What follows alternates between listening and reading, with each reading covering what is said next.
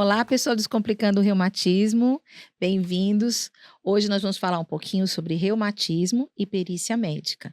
E para isso nós estamos convidando o doutor Herbert Malman, que ele é reumatologista, que faz parte do grupo do GARI, que é o Grupo Amigos da Reumatologia, em quem somos mais de 50 médicos reumatologistas espalhados em São Paulo, Sorocaba, Osasco, Cotia, Jundiaí, São José do Rio Preto, São José dos São José Campos, dos Campos e Mogi das Cruzes, é isso né. aí. Então, muito obrigada, Herbert, você aceitar esse convite. Ô, Edna, é um prazer. Eu sei que você é uma pessoa super ocupada e além de ser o nosso chefinho no grupo de comunicação, tá. O Gary tem o grupo de comunicação e o Herbert é o nosso chefinho na comunicação.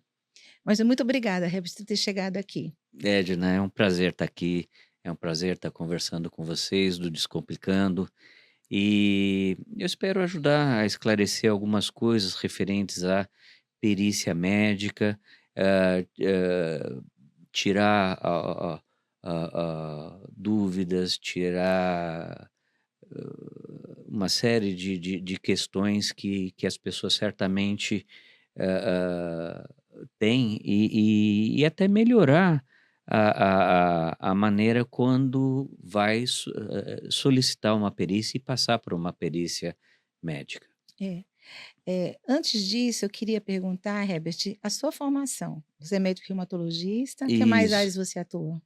Olha, Edna, eu tenho uma feirinha de coisas que eu fiz na vida já.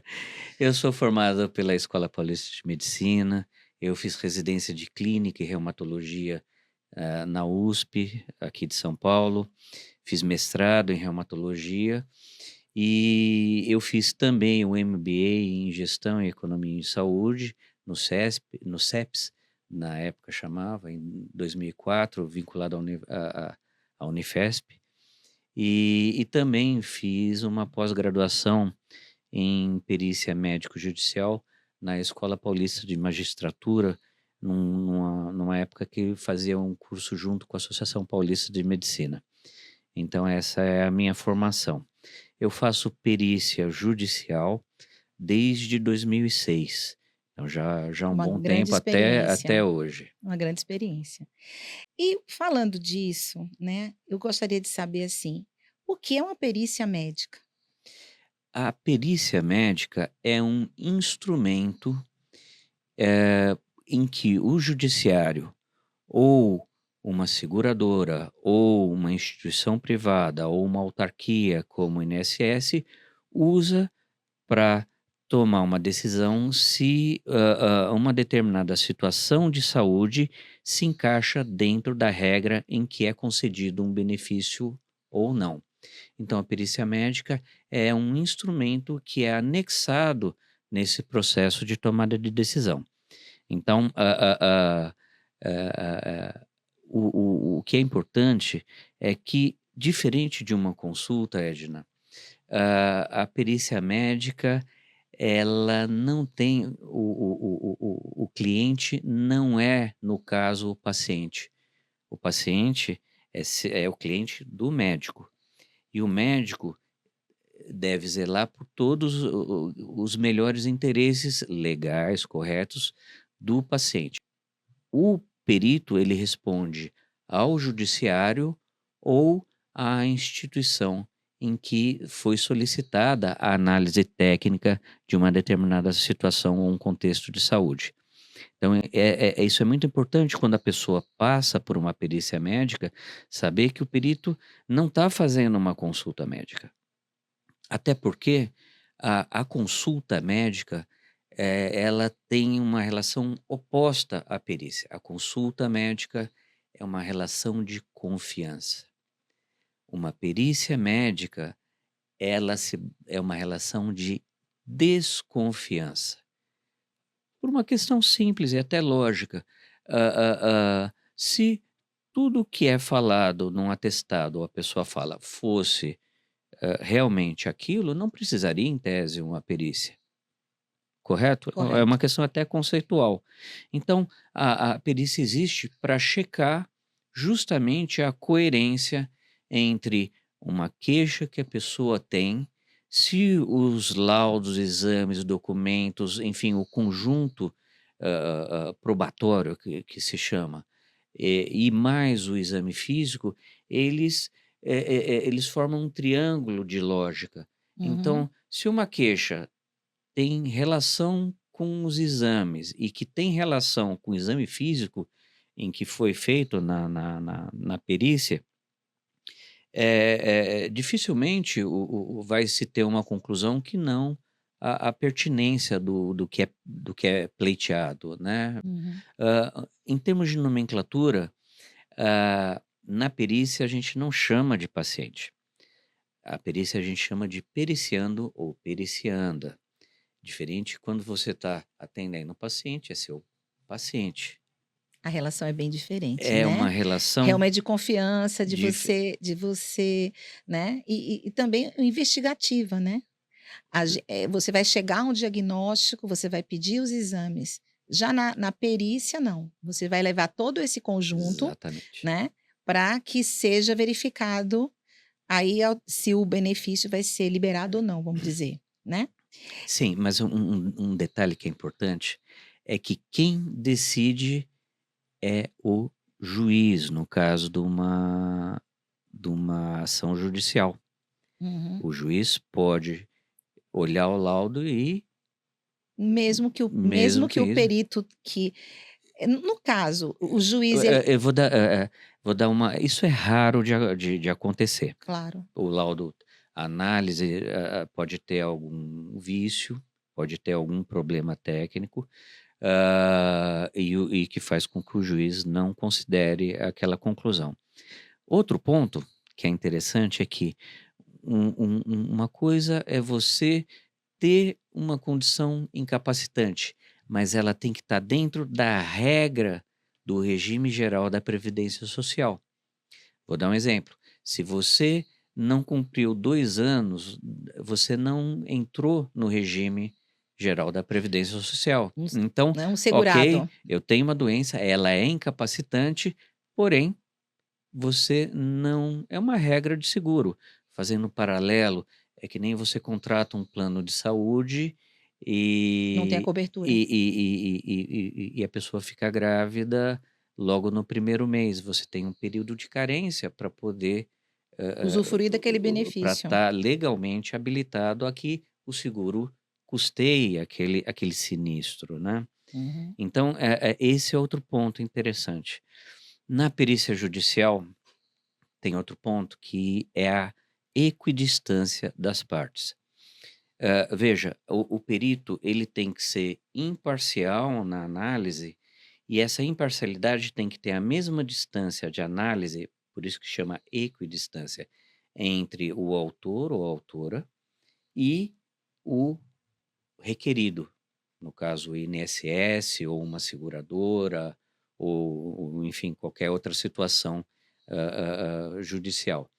Então eu tenho que analisar todo o conjunto sem um viés para um lado ou para o outro.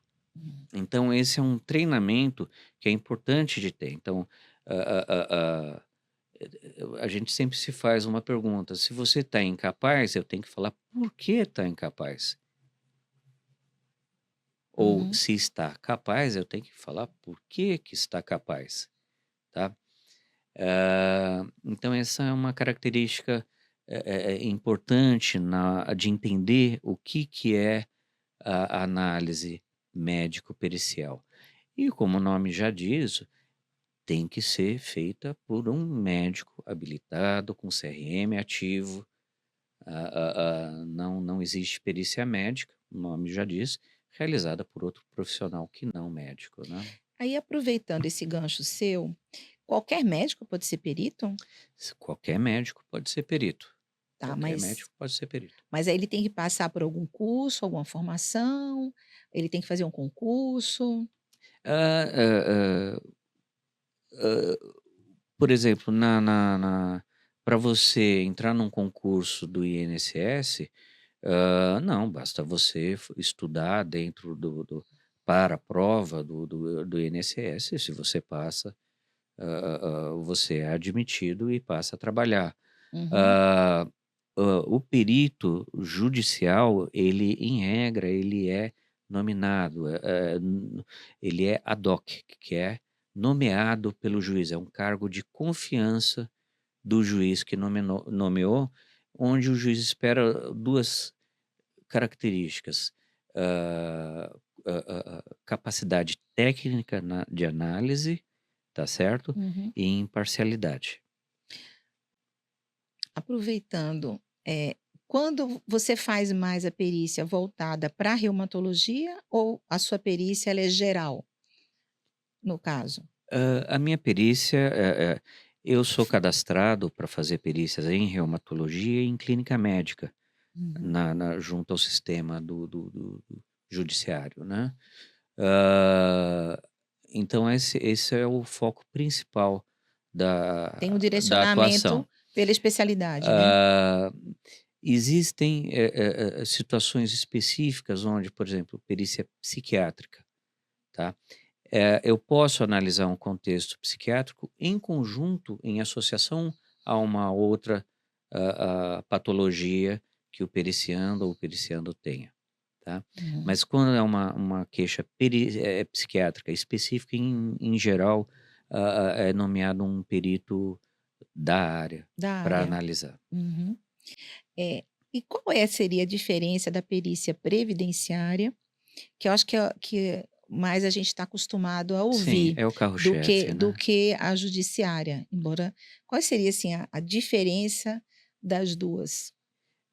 Bom, como eu comentei, o perito do INSS, ele é contratado pelo INSS, tá.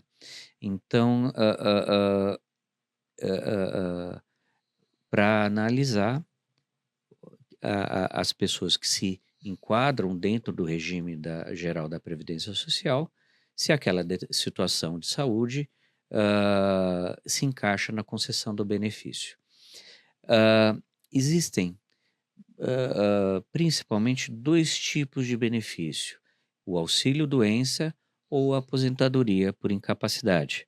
Uhum. A diferença é que, hã hã hã, se uma incapacidade é temporária ou permanente. Eu quebrei uma perna, fiz cirurgia, fiz reabilitação e voltou ao normal.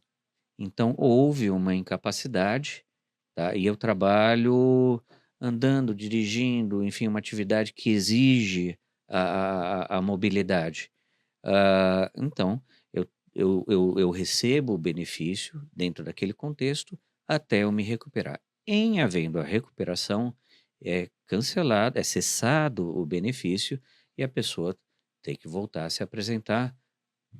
Ele pode ser profissional autônomo e volta à sua atividade, ou ele volta Local de ao trabalho. local de trabalho, tá. E quando é uma situação permanente, a pessoa teve perda de visão, ela teve um acidente vascular cerebral, ela teve, hã hã hã um processo degenerativo, em joelhos, em coluna. A gente, encontra muitas situações de poliartrose, em que você tem limitações em vários segmentos articulares, aí, entra num cenário de incapacidade permanente. É onde é concedido a aposentadoria por incapacidade. Tem algum tipo de protocolo, tipo assim, quanto tempo de contribuição, tem a ver isso ou já, idade, tem algum cálculo para isso? Edna, como eu comentei também, a pessoa, tem que estar pelo menos 2 anos contribuindo, quer seja empregado ou como autônomo, no regime geral da previdência social, Uhum, tá certo? Para se habilitar dentro da regra desse seguro, entre uhum, aspas, chamado INSS. Vamos só fazer esse paralelo para ficar mais uhum. fácil de entender. Hã, então, porque você tem que estar na regra administrativa Primeiro, do né? INSS. Não basta ter incapacidade. Outro ponto, se a pessoa começa a contribuir já com incapacidade, isso também é um motivo. Ela tem a incapacidade, mas existia, como Como qualquer seguro, a antecedência. pré-existência. Veja, mas também tem uma outra coisa. Você tem um paciente com lúpus, com artrite reumatoide, onde ele está bem tratado e evoluindo bem, e não há uma incapacidade. Ele começa a contribuir, tá? Passa-se algum tempo e há um agravamento do estado de saúde. Então, aquele paciente com artrite reumatoide acabou evoluindo com uma perda uma destruição articular, uma perda funcional decorrente da evolução da patologia. O agravamento é diferente da pré-existência. Uhum. Então, essa É a é, persistência é, da limitação. é a É, limitação. Esse é um ponto-chave. É a função que é analisada. é, Não basta a doença é. em si, ela não Dá o na direito. não dá o direito per si, Uhum. tá, pela doença, se: "Ah, eu tenho doença tal, então Contribuir vou 2 anos vou para con". depois pedir Não é assim, não é assim. não é É um assim. ponto interessante que às vezes, eu acho que muito pouco a gente sabe da perícia, né. A gente que está talvez um pouquinho mais familiarizado, mas o público leigo, ele não tem muita noção da perícia, né. Tem gente que vai pela Sim, primeira vez, não sabe o que tem que levar, tem gente que já, outras já tem até recorrências de perícias, e às vezes, esse auxílio, às vezes, por algum outro motivo, eles são, vamos dizer assim, negados, né. O que que você vê no seu dia a dia, aí já um pouco mais como reumatologista, desse falta de, receber o benefício? Porque olha, é difícil, viu. Porque às vezes a pessoa está com um problema e realmente não tem condições de trabalhar, e às vezes a pessoa espera e quando chega na hora do benefício, ele, por algum motivo, como você falou, documentação, ou às vezes não levou todo o material que precisava, e às vezes essa perícia ou é postergada, né, você pode recorrer depois de um mês, né. sim, voltando ao que eu comentei. Veja, a pessoa que entra no INSS, ele passa por uma perícia. Em havendo uma negativa, ele pode fazer pedir uma análise administrativa, e se é negado, existe o judiciário, onde nós estamos num estado de direito e a pessoa pode questionar judicialmente aquela decisão do INSS, tá? Uhum. Por isso que existe o perito judicial, Judicial. tá? E aí é uma questão, quanto mais organizado a pessoa chega com os documentos, você apresenta os documentos de laudos num ponto, exames no outro, ordem onde quando foram realizadas, você procura ser claro, na hora de passar as informações do porquê está havendo uma restrição, melhora a chance do perito entender, tá, e poder colocar isso no laudo e, entregar para o juiz tomar uma decisão correta. Eu volto nesse ponto, a perícia é um instrumento para o juiz, para a tomada de decisão, no caso judicial, tá. Então outra coisa que facilita é a pessoa que tem problema em membros inferiores, puxa, vá com um moletom, vá com, se está um dia mais Frio, quente, vá com uma bermuda, bermuda, uma vá saia. isso facilita na hora de você conseguir avaliar Um calçado fácil de avaliar. colocar, né. E quanto mais objetivos são os dados em que você passa para análise da perícia médica, tá, mais isso facilita. Quanto mais subjetivo, mais você confunde Uhum. a análise do que você está querendo mostrar. É. Então esse é um ponto. procura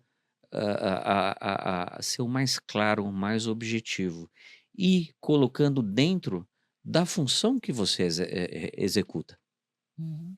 Por isso que eu peguei aquele exemplo que nós colocamos. Se a pessoa tem um problema no joelho e trabalha sentada sem usar as pernas, só as mãos digitando, tá? Aquilo Em home office. Em home por office. exemplo, por exemplo. Então são nuances para se entender o que vai ser colocado para análise dentro da regra, legal. É. Eu acho que aí tem 2 tipos, vamos dizer assim, de beneficiários do INSS, voltando para previdenciário. Você tem aqueles trabalhadores que são carteira assinada, que Sim, eles vão para a empresa, ele trabalha, tem um horário. Tem aqueles que são autônomos, né, sim. que prova que tem alguma coisa. Um exemplo, um cara tem uma banca de revista, um exemplo, é um autônomo e é um trabalhador. Agora a gente até conversou com a advogada, agora tem uma nova classificação que é os que têm MEI, né, também Uhum. que tá dentro desse. E a gente tem um outro grupo que são ela colocou os facultativos, né, É, que você pode pode fazer uma uma contribuição coleção sem facultativa. sem sem ter um relacionamento com vínculo de trabalho, como Você pode ser uma estudante, dona de casa, uma você dona pode de e casa. contribuir, não há nenhum problema. Que eu acho que todo brasileiro deveria contribuir, na minha opinião, porque não é só questão da aposentadoria, mas é um todos nós somos sujeitos a um momento que você não consegue trabalhar ou não consegue exercer, Ou você e pode ter você um ter evento fortuito, um fortuito, acidente ou uma doença que você passa a ser acometido, né, sem dúvida não deixa de ser um seguro, Edna. de vida, vamos dizer assim, É um né. seguro é um O seguro de seguro, vida. seguridade mesmo, acho que o nome é seguridade, né. É exatamente isso, Né. né. Eu acho Esse é o que todo princípio. mundo, às vezes a pessoa: "Ah, não, mas eu não vou contribuir", porque fica pensando só na aposentadoria. E às vezes você pode passar por Esquece desse situações detalhe. de saúde. E tem algumas nuances que são interessantes. Por exemplo, se você fica dependente de uma pessoa para cuidado, para se locomover, por exemplo, você perdeu a visão ou você perdão, se você perdeu o ficou paralisado um lado do corpo e precisa alguém para te movimentar para dar banho, você tem um acréscimo de 25% daquele benefício. Eu quero bater na tecla um pouquinho da dona de casa, porque a gente como reumatologista, a gente também pega a dona de casa, Muito, às vezes muito. diarista, que às vezes ela não está contribuindo, né, porque aí teria que ser como autônoma. E uma coisa que a Valdeli falou é que sempre tem a ver com a sua capacidade laboral. A análise pericial é de acordo com o trabalho, não é só de acordo com Perfeito. a doença. Então comenta um pouquinho sobre isso. Bom, esse é exatamente o ponto. Você tem, hã hã hã, atividades de várias graus de carga, leve, moderada, intensa, e você tem, uma relação de doenças ou de problemas. Então, essas mesmas doenças podem gerar uma incapacidade para uma atividade de maior carga ou média, mas não para uma carga leve. Então, e outro ponto, volto a frisar, ah, ah, tem que ser pode ser temporário ou definitivo. E um outro ponto, para quem é trabalhador registrado, tem que ser, por mais de 15 dias, porque até 15 dias é o empregador que custeia. A partir do 16º dia, A partir do 16º dia é onde você passa a receber do INSS vou quando pertinente. vou aproveitar esse gancho e também uma coisa que é importante, o benefício para o INSS lhe conta a partir do momento que você deu entrada. Esse é Se outro você ponto. se você passou dos 15 dias, você demorou um mês para dar entrada, aquele mês você perdeu, o INSS não vai. Não vai. Mesmo que a perícia demore, ele passa a contar o tempo que deu entrada no INSS, É a regra administrativa, Edna. administrativa. É por isso que, No você tem que lembrar que existe as regras de situações, de é, tempos em que você assinou esse contrato é. desse seguro, vamos colocar, Uhum. E vocês que estão se descomplicando, vocês dão uma olhadinha na entrevista que a gente teve com a doutora Valdeli, que é advogada previdenciária, que ela deu muitas dicas exatamente nessa população, dona de casa, autônomo, MEI, que é uma classificação um pouquinho diferente do que a gente está acostumado com aqueles que estão dentro da CLT, né? E lembrando que o afastamento do trabalho, que a gente chama, com o auxílio doença, é para que você não não trabalhe, né, que você tenha um período que você vai fazer o para se recuperar. tratamento, para você se recuperar, Sim, é um tempo de, por exemplo, na nossa área que é reumatologia, você fazer uma fisioterapia, você tem um tratamento complementar, por exemplo, com uma acupuntura, né, que você fazer repouso, seja da articulação, seja de, recuperação das doenças autoimunes também. Então, medicamento que vai fazer efeito, porque a gente sabe que tem medicamento que demora um pouquinho mais para fazer efeito, e tudo isso está dentro desse tempo que você vai ficar assegurado financeiramente, porque a gente sabe que ficar doente é custoso, né? sim. Então você fica assegurado, assegurado. E a dona de casa, assim, pelo que eu vejo, dona de casa, para ter o direito do auxílio doença, tem que ser uma patologia que realmente ela não possa, vamos dizer, fazer as suas tarefas domésticas, que seria seu trabalho. Então, por exemplo, ela sofreu um AVC, ela ficou acamada, está fazendo tratamento de câncer, por exemplo. Sim. São situações. Tem uma cirurgia, fez uma cirurgia, está em restabelecimento. É nesses casos, porque a dona de casa ela é um pouquinho diferente do, vamos dizer assim, do segurado que é do CLT, né? Sim, a dona de casa tem algumas nuances próprias dessa atividade, que é um trabalho. Uhum. Vamos lá, todos nós sabemos que a dona de casa, Trabalhe ela muito. trabalha e muito, não é bolinho, né. Uhum. Mas a dona de casa, ela consegue, por exemplo, dimensionar o tempo em que vai fazer uma atividade, ela consegue alternar funções. Ela Então não tem eu também outra coisa, não tem o deslocamento para ir para o trabalho, entendeu? Que também, por exemplo, você vai pegar, seja transporte particular ou transporte público, você tem esse tempo que você vai. Então, tem esse afastamento, é para você se recuperar. sim, mas a dona de Casa casa já está em casa. vai fazer feira, carrega a É, sacola, é. tem que levar os filhos na escola, então, tem que fazer uma análise correta em relação Uhum. a você pega uma dona de casa em que mora sozinha com o marido e os 2 têm uma atividade muito leve. Vão à igreja, esse é um cenário.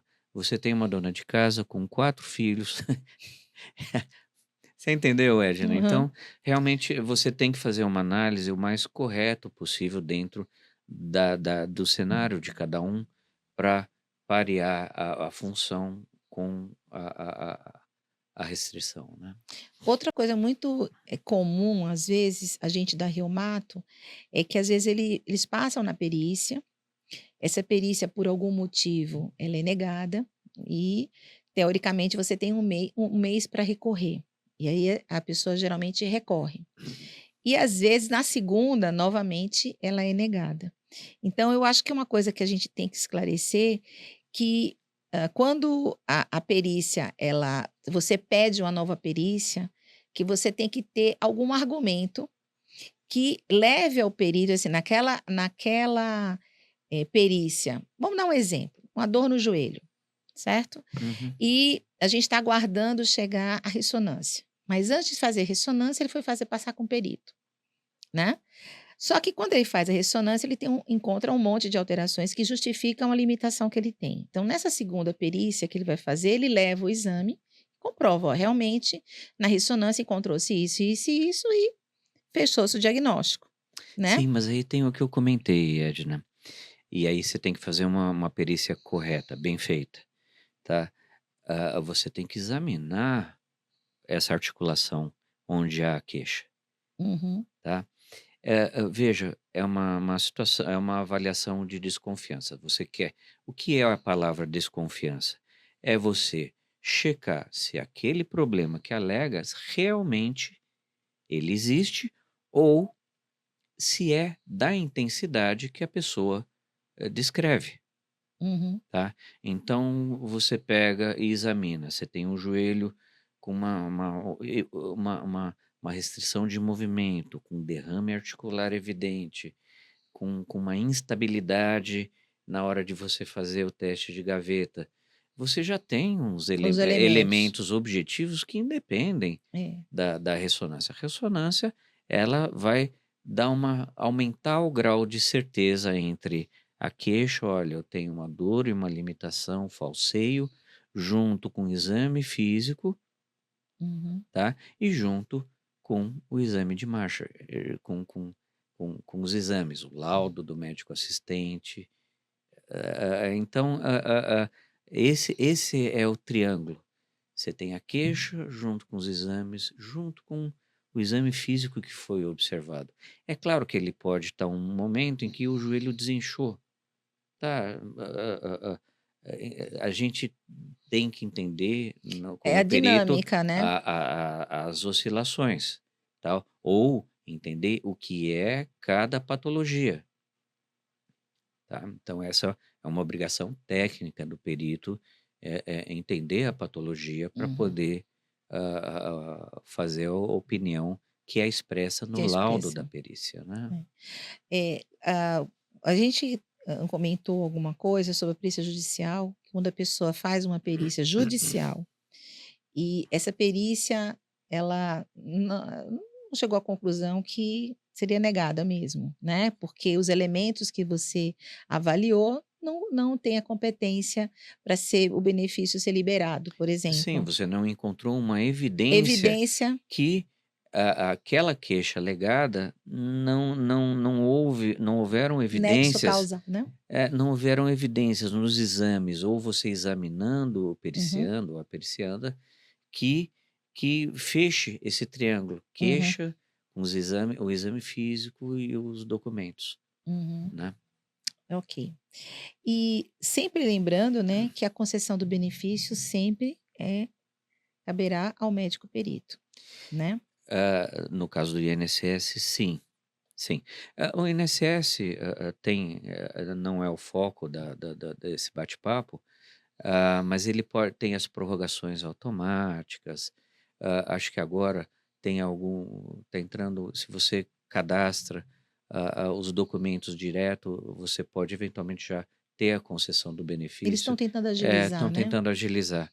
Eh, hã, e então, veja, todos, têm seus problemas, não existe uma instituição que esteja perfeita e pronta. Uhum. É um processo de procurar acertar. É. E na realidade a perícia, dentro dessa imparcialidade e correção técnica, você procura descrever o mais corretamente qual é o perfil funcional e clínico daquele indivíduo, para o juiz avaliar a parte clínica médica com a parte legal. É a junção das 2 coisas é que faz a decisão, hã, no caso, quando vai para a via judicial. É importante isso que você comentou em relação aos documentos. Se você tem uma avaliação negada e entra com os mesmos documentos e os mesmos exames, é que nem o Einstein comentava: se você faz uma experiência 1000 vezes, não é a 1001 que vai dar certo, Se não mudar nada, se né? você não Fizer da mesma muda, se forma. você não apresenta um documento a mais ou que justifique que você consiga, evidenciar, acho que esse é um termo interessante, você evidencia aquilo que você está alegando, você vai obter o mesmo resultado. Na via judicial tem uma nuance, se você entra num processo, ele é negado na via judicial e você entra novamente, pode haver até a condenação por litigância de má-fé. Então, são as nuances da parte jurídica que também tem que entender isso, aí também é o papel do advogado, fazer essa análise, né. É. Eu acho que eu colocaria 2 frisar 2 pontos. Um, é que você tem que juntar todo o seu histórico. Então, essa questão de assim: "Ah, o exame ficou tem 3 meses, joga fora". Cuidado, você guarde seus exames, né, guarde suas receitas. Quando você fizer um tratamento de fisioterapia, peça uma declaração que você do período que você fez, porque tudo isso é anexado. Quando o perito ele examina, que ele vê que a pessoa fez fisioterapia, que a pessoa tem todos os métodos e que esses métodos falharam, é um outro tipo de análise, né. Não tenha dúvida. Não é outro tipo de análise, então você tem que guardar tudo, pastinha organizado, seus documentos organizados, ter cuidado com, vamos dizer assim, de você conservar seus exames, porque às vezes tem RG que às vezes não consegue, às vezes, os números, não bate o nome, por exemplo, o nome de casada e o nome de solteira, fica documentos com 2 nomes, aí atrapalha também. Então você ter seus documentos todos organizados facilita muito. Diminui a chance, né, de ter alguma coisa que possa atrapalhar, de você não ser beneficiado, né. E quais são, assim, acho que a gente colocou um pouquinho mais, só para a gente frisar, das recusas do auxílio-doença, que às vezes questão é documental, né. É, como eu comentei, você tem 2 tipos de, situações onde a pessoa não tem reconhecido o direito ao benefício que ele pleiteia. A primeira é quando você tem situações de pré-existência, tá, então, esse é um ponto. É importante se você tinha uma doença e você documentar isso, é importante a questão de guardar os exames. Você fez uma radiografia de joelho já há 10 anos atrás e tinha uma artrose inicial. Foi entrou já tinha artrose, então vamos chamar, você tinha essa doença antes de entrar Em um no grau no leve, no regi gente. mas era leve. 10 anos depois, você trabalhando como pedreiro, vamos dizer, essa degeneração articular, ela evoluiu Hum, e houve um agravamento daquela situação, então isso não se encaixa como uma pré-existência, tá. E o outro ponto é a objetividade dos exames com aquilo que você e com o exame físico. Lembrando que o exame físico, na hora da perícia, você tem, análises clássicas de exame físico de uma pessoa, e você tem algumas características de avaliar se aquela restrição realmente ela é proporcional ao que a pessoa tá alegando. Então, tem algumas nuances. E volto nesse ponto, a perícia não é uma consulta médica para aquele indivíduo. A perícia, ela é uma peça para o judiciário ou para o contratante, uma seguradora, o INSS, tá, que quer uma avaliação. Pega a parte de seguradora. Você quer um tratamento no seu plano de saúde. Ele é negado, você tem a dinâmica de fazer uma junta médica uhum. para analisar. Isso é uma perícia. Isso é uma perícia médica, tá? Você tem outras perícias médicas, por exemplo, você quer a liberação de um tratamento no seu plano de saúde, você quer que o SUS, hã, cu Custei alguma custeie um o seu um tratamento de uma droga, que ainda não está que dentro do rol, o rol é mais para a parte da saúde suplementar. mas assim, Eh, da vo da da da alto custo, por exemplo, que seria o que o governo dá, Sim, sim. né, Então, e nem a daquelas especiais. sim, sim. Então, todas essas, tanto em reumatologia quanto em outras doenças, a gente sabe que a velocidade com que as opções estão aparecendo, eh, ah, e o nosso, arcabouço legal, de 88, ele fala que a saúde é um direito de todos e obrigação do Estado, Uhum, tá. Então, ah ah ah, isso é uma perícia judicial uhum, para que seja concedido uma determinada medicação ou tratamento. Enfim, é. são várias situações em que é utilizada essa ferramenta de perícia judicial, que não é uma consulta médica. Aproveitando, vou aproveitar, né, tô te sugando, A ideia já, é essa. tô A te ideia é sugando. a gente A bater esse gente papo para entender o que que é e isso ser mais produtivo. às vezes é como eu falei, perito, às vezes a gente não tem tanta essa possibilidade de estar tirando essas dúvidas, né, de com o perito mesmo. Então, vocês aproveitarem e indo descomplicando. Você falou um pouquinho da perícia também, trabalhista, né, tem a Uhum. judicial, que é para as questões de INSS, que é o grosso, mas existe também a perícia trabalhista. Fala para a gente um pouquinho como é que é essa trabalhista, a dinâmica dela.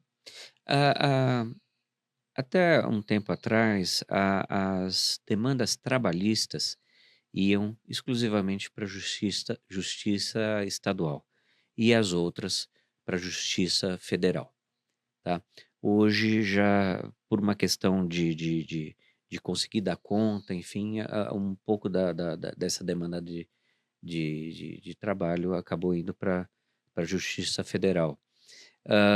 Mas basicamente a é uma determinada situação em que existe um nexo daquele problema com o trabalho que a pessoa realiza, tá certo? Hã, existe a avaliação clínica daquele indivíduo, clínica, ortopédica, psiquiátrica, de todo o contexto de doença ou de restrição que a pessoa tenha, e você avalia a função em que ele realiza. Então até porque existe uma outra nuance que é de benefício, que é o auxílio acidente, Uhum, tá. Então a pessoa, por exemplo, teve uma amputação do polegar, tá. E ele consegue fazer outras coisas, consegue digitar, consegue, enfim, mas ele tem a concessão e no trabalho, por exemplo, cortando, ele é marceneiro e se acidentou no uhum. trabalho. Ele mesmo conseguindo realizar outra função, ele tem o direito a esse benefício. Para isso, é muito importante uma ferramenta chamada CAT, que é Comunicação de Acidente do Trabalho. O CAT, ele pode ser emitido pelo empregador, pode ser emitido pelo sindicato ou pode ser emitido pelo médico assistente, tá. Então, então essa é uma ferramenta para você pleitear e documentar um acidente de trabalho, que ajuda muito na hora de avaliação pericial ou judicial. Lembrando que eu acho que em termos de eu acho mais interessante quando a própria empresa, ela preenche o CAT, né, Sim, porque, ela coloca as situações, né, tem testemunhas, que é interessante ter sim, testemunhas, porque depois que passa o acidente, você tem que fazer o nexo causal do acidente, o né. anexo causal. Então quanto mais cedo for emitida a CAT, e principalmente, assim, o empregador, ele ter essa confeccionar esse CAT, fica bom para a empresa e fica bom também para o funcionário. É, fica Porque para correto, né? porque É, depois que você parte para outros meios, por exemplo, sindicato e tudo, já decorreu um tempo, né? é, E às vezes, dependendo do problema. esfriou a prova. Exato. É, Então, eu acho que é uma coisa que a gente, e mesmo que seja alguma coisa banal, é importante que também seja, notificado. Onde eu trabalho, eh, tem uma rampa para a gente chegar no local que a entrada dos funcionários, né, e é um dia de chuva, eu escorreguei. Eu quase caí em câmera lenta. Aí bati com o joelhinho no chão e ai, caí, poft. Mas tudo simples, só. Aí, um menino veio, me socorreu para me levantar, tudo, e foi feito o comunicado de acidente de trabalho. Mas qual foi a importância disso? Outras pessoas também escorregaram no mesmo lugar. Então, por causa disso, houve, com o pessoal da CIPA e tudo, eles modificaram, fizeram um novo material para não ser antiderrapante, para a gente não escorregar. Então, às vezes, mesmo um acidente de trabalho tem ações simples, preventivas, tem né? ações preventivas aí. Então, Mas não eu é vou. só numa questão de você É, receber um benefício, mas porque, às vezes, outros colegas seus podem também ter o mesmo problema. mas puxando um pouquinho para a parte de perícia judicial e patologia. Você bateu o joelho. Num primeiro momento, você está com o corpo quente, seguiu 2, 3, 4 dias e não falou nada para ninguém. Uhum. 2, 3 dias depois ou uma semana, você começa a inchar o joelho e aí você descobre que rompeu o ligamento, que enfim, teve uma Teve um lesão mais séria do que você avaliou Naquele primeiro naquele momento. primeiro momento, tá? Você foi carregar um peso, deu uma dor, o corpo estava quente e procurou ajuda médica, fica cada vez mais difícil, Fazer o nexo causal. você avaliar o nexo causal. Por que que aquela dor nas costas não foi porque você estava fazendo uma É, academia e não no seu é. trabalho? No trabalho, ou às vezes, você sabe que eu já peguei um paciente que é assim, no trabalho dele não tinha uma relação da dor na coluna, mas no final de semana ele estava fazendo um puxadinho em casa. Então ele carregava tijolo, carregava cimento, subia escada e justamente o mau jeito que ele deu foi nessa atividade que ele fez em casa. E aí não é um acidente E de aí não trabalho, é um não se acidente de trabalho, configura, não se configura, né. né. São Ou os rompeu o ligamento jogando futebol Pois é, no final de semana. Veja, ele vai ter direito ao auxílio doença, isso. mas Não a não estabilidade de um ano pelo acidente de trabalho. e a outra coisa em relação às sequelas que dão direito a ao auxílio o benefício por sequela Acidente. de acidente de trabalho, você tem o anexo 3 do decreto 3048 de 1999, em que você tem vários quadros que descreve as situações clínicas onde as sequelas são reconhecidas e dão direito. Então, tem as situações de perda de função, de amplitude de movimentos, de amputação, da parte visual, de fonação, parte estética, Uhum. tem toda uma série de situações em que está bem tipificado a sequela e que é já gera, estando associado ao trabalho, você tem, de uma maneira mais objetiva a concessão. Vamos trazer um pouquinho desses problemas para o reumatismo, né, as Uhum, doenças nossas reumáticas, né, que a gente tem, vamos dizer, 3 grandes grupos que seriam, né, as nossas inflamatórias, as degenerativas e as autoimunes. São os 3 grandes grupos. Tem uhum. gota também, que é de cristal, mas 3 grandes grupos são esse daí. Então, comenta alguma coisa, agora um pouquinho da sua prática como especialista e que você manda para o INSS. Em que situações? Vamos É, inverter um pouquinho, hoje é, vamos inverter. pega o paciente com uma crise de gota. A gente sabe que a crise de gota dura até 10 dias, então ele não atingiu os 15 dias para você entrar e pleitear junto ao INSS a concessão do benefício. Você pega uma pessoa com uma doença autoimune, um lúpus, uma artrite reumatoide, em que está um período em atividade. O médico documenta DAS 28 alterado, o exame físico, as drogas que estão usando, a droga de corticoide, e você fala aquela função de doméstica, por exemplo. Como que você vai executar o movimento com os punhos inchados, com uma atividade inflamatória?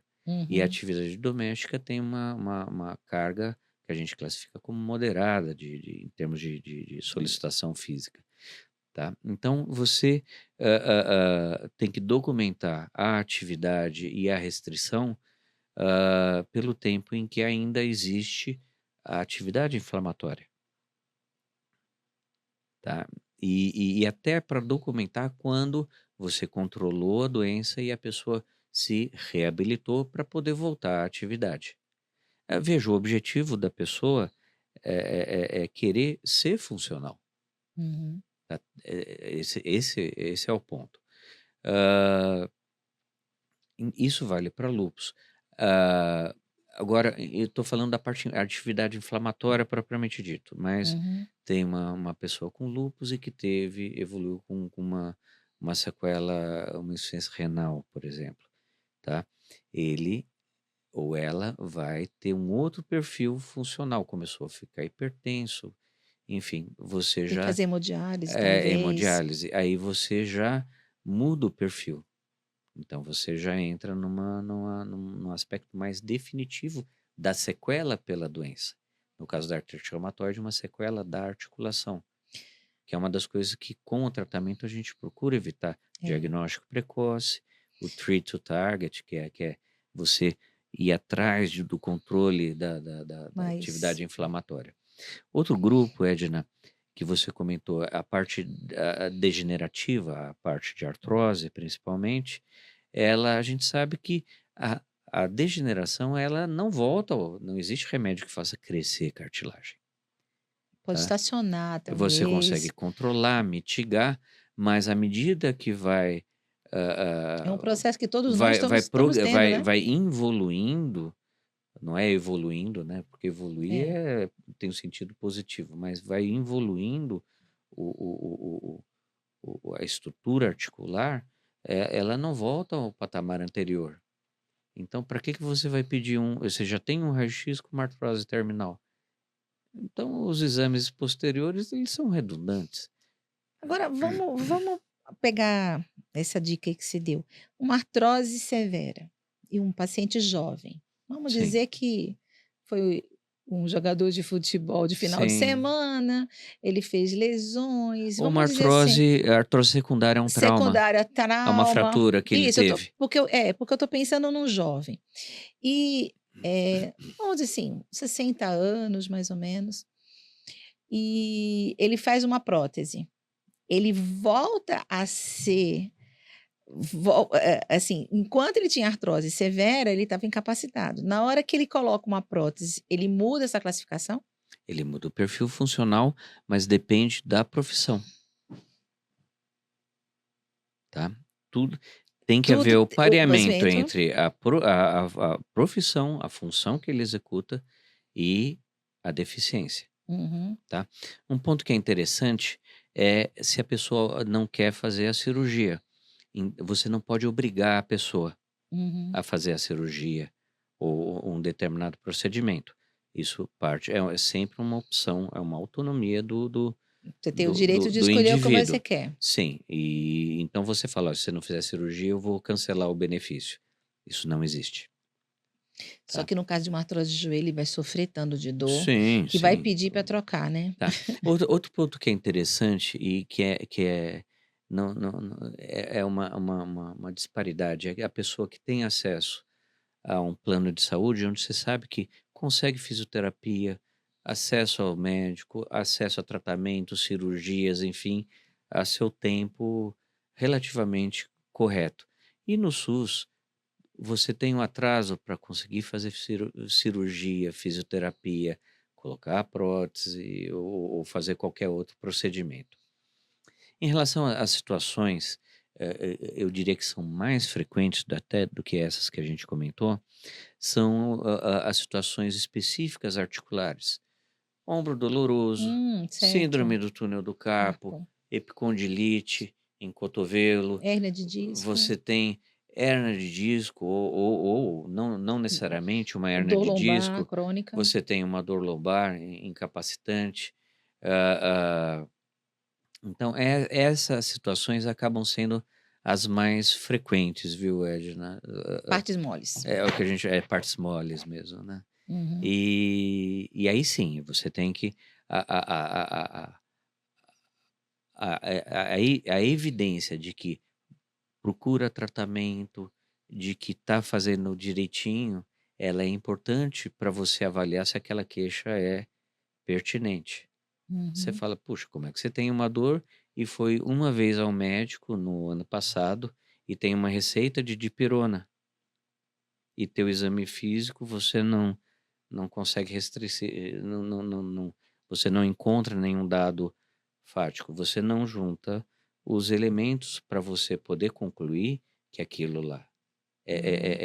é o princípio da equidistância, porque a outra pa existe as 2 partes, porque eu tenho que falar: "Olha, a pessoa está incapaz por causa disso", mas se a pessoa não tem a O evidência de tratamento, você não tem um exame compatível e você examinando como é que você vai colocar com que base? E o perito quer fazer o que é certo. Uhum.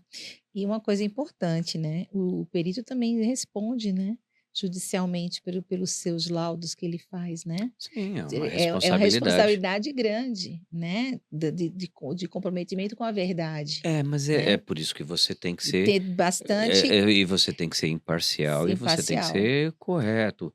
Você tem em compensação, você tem fé pública, você tem o laudo pericial, ele tem fé Fé pública, pública. né. Mas de qualquer jeito, é uma responsabilidade. Você Sim, emitir porque às vezes você, vamos dizer assim, é o último recurso, às vezes, né, em termos de você adquirir um benefício, por exemplo.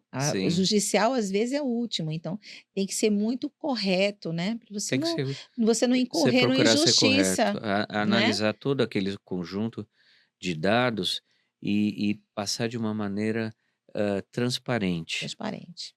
A perícia não tem inversão, É é te é é técnica. descritivo. Você descreve aquilo que foi apresentado, Uhum. tá. Você não Não pode pode inventar nem nada. não sei o que não sei, não, Não, tudo é não. embasado. Tem Por que isso ter por isso que quanto mais objetivo foram os dados apresentados, menos problema se tem na hora de você colocar isso no laudo pericial. me diga uma coisa, às vezes tem pacientes que eles podem ter, o INSS dá um benefício que ele coloca como invalidez parcial, né, que às vezes ele não recebe todo, mas recebe uma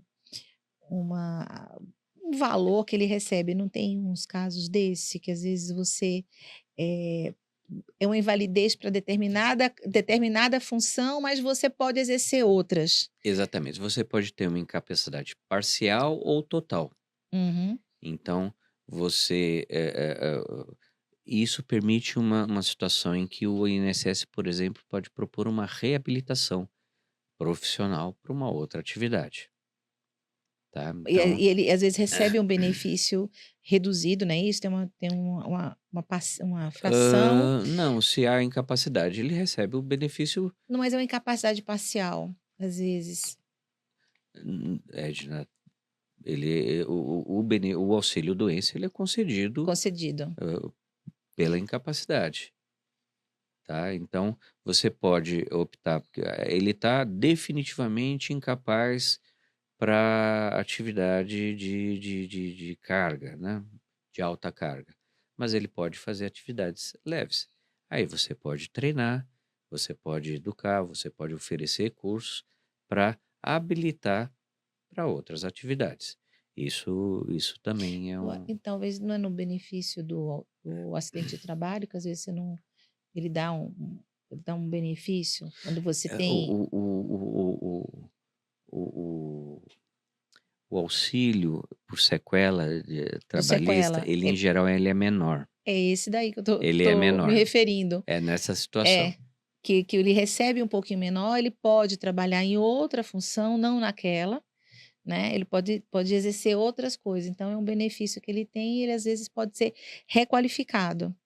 Sim, mas aí, É volta. o perito que Não, decide. não, não.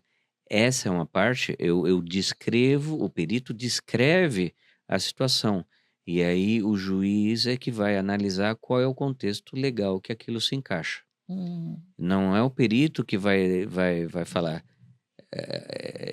vai sentenciar Mas a isso pensando na judiciária e na previdenciária.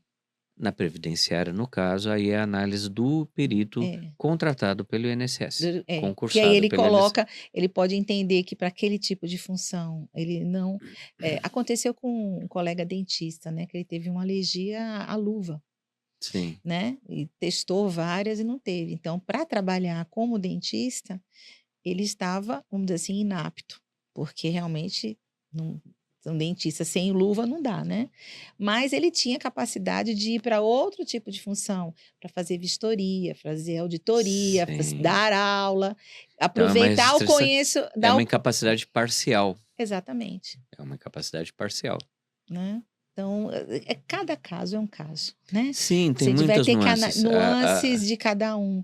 Eu acho que a gente está abordando o geral, né, o que que eu Não, acho é que um é mais bate-papo para entender o mais contexto, mas realmente tem. cada um vai ter que, ver as suas condições, né, Sim, que sim, uma coisa que me chama muita atenção também, é que os nossos pacientes, além de ter uma limitação, vamos dizer, a maioria são articulares, mas eu acho que o grande problema é dor, né.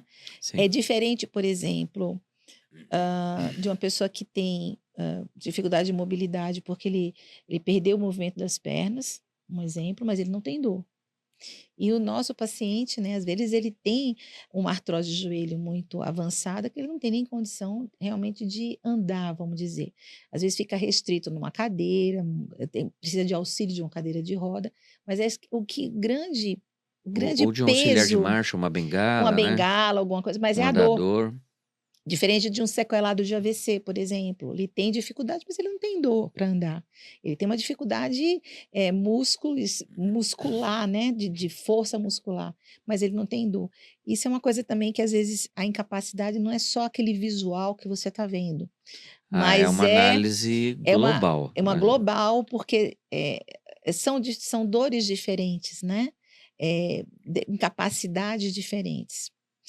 Então, Herbert, o papo está muito bom, Sem mas dúvida. ficou muito, eu acho que talvez a gente faça uma segunda, Eu estou à né. disposição, né, E Edna. eu gostaria que você deixasse suas considerações gerais, né, para os nossos ouvintes aqui do Descomplicando. Espero que vocês tenham aproveitado, porque eu aproveitei e tirei minhas dúvidas, viu. Agora fica com o Herbert deixar suas considerações. Bom, bom, eu espero que tenha sido útil para entender o que que é uma perícia médica, como ser mais produtiva quando o indivíduo precisa passar numa perícia médica, é procurar ser o mais claro, é procurar falar, bom, meus problemas são esses, então deixa eu juntar os documentos, deixa eu ir com uma roupa apropriada para poder ser examinado e ele vê onde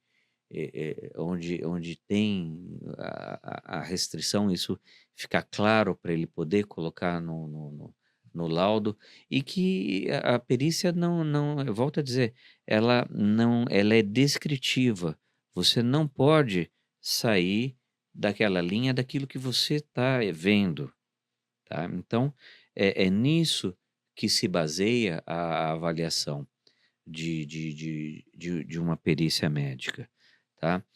Hã, e que o perito, ele tem a obrigação de ser tecnicamente correto e ser imparcial, tá.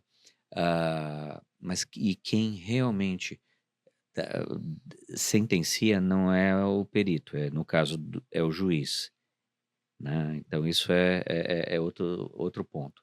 Hã, eu acho que uma coisa, que a gente vê, né, Edna, no dia a dia, é a projeção dos nossos pacientes, né. Eu não sou só perito, Você atua, eu especialista. atuo, eu faço reumatologia, enfim, mas os nossos pacientes, algumas vezes eles projetam a frustração, às vezes, de uma negativa com a gente que está atendendo. É importante não confundir. Você faz um laudo descrevendo aquela situação, tá? Como vocês perceberam, existem várias nuances em que é concedido ou não um determinado benefício. Ele é considerado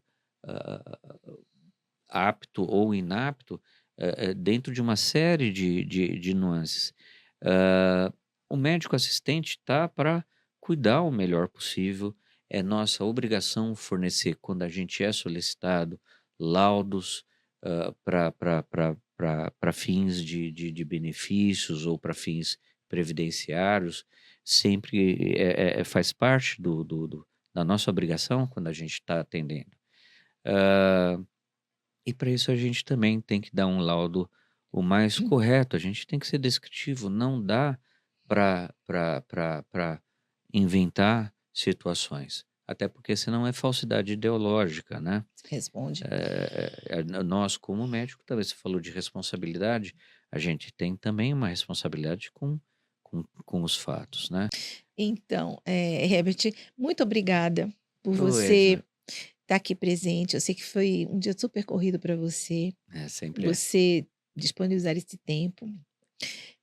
Eu acho que deu para o pessoal Descomplicando, pelo menos tirar algumas dúvidas. É claro que nem todas a gente conseguiu, abordar, e talvez num segundo momento a gente consiga, abrir outra sessão dessa com tirando algumas dúvidas, né, Ah, do que a gente sim, possa responder, né, que está dentro do que a gente possa responder. sempre, né. É, sempre, né, tem umas questões que são muito, vamos dizer assim, complexas, e a gente e você tem que, como você falou, tem que analisar tudo, mas pelo menos tem uma noção geral. E vocês Descomplicando, continuem nos assistindo que vai ter outras coisas interessantes, tá bom? Então, tchau, tchau, gente.